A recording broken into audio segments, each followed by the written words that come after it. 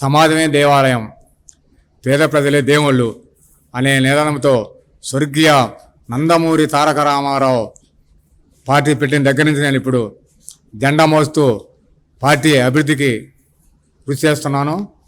మొన్న ఎన్నికలలో విధ్వంసం సృష్టించినా సరే తగ్గేది లేదనుకొని మన పల్నాడుపూలి మాచర్ల ఎమ్మెల్యే జోలకండ బ్రహ్మారెడ్డి గారిని మాత్రమే గెలిపించుకున్నాము భయపడకుండా.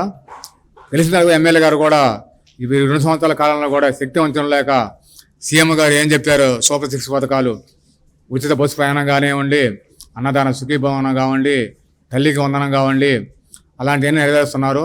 అదేవిధంగా వరకపూడిసెల 70 సంవత్సరాల శ్రీకాళ వంశ కూడా అది కూడా ఎంపీ శ్రీకృష్ణ గారి దృష్టికి, సీఎం గారి దృష్టికి, అధికారుల దృష్టి తీసుకెళ్ళి కూడా త్వరలోనే పూర్తి చేసి తాగునీరు సాగునీరు అందిస్తారని ఈ సభాముఖంగా తెలియజేస్తున్నాను.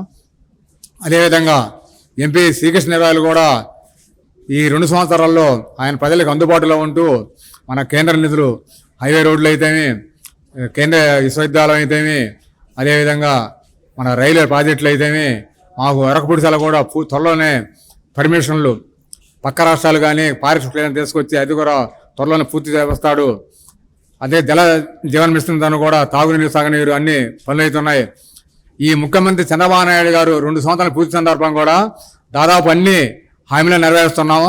త్వరలో జరగబోయే స్థానిక సంస్థలు సర్పంచ్ కానీ, మండలం కానీ, డిప్యూటీసీ కానీ, మున్సిపాలిటీ కానీ, కార్పొరేషన్లు కూడా మేము శక్తి వంచన లేకుండా సీఎం గారు ఆదేశం ప్రకారం, లోకేష్ బాబు ఆదేశం ప్రకారం స్థానిక ఎమ్మెల్యేలు, ఎంపీలు, మినిస్టర్లు ఇన్ఛార్జ్ కలుసుకొని రేపు స్థానిక సంస్థల సర్పంచుల మండలాలు శక్తి వంచన లేకుండా రేపు సీఎం గారు చెప్పారు.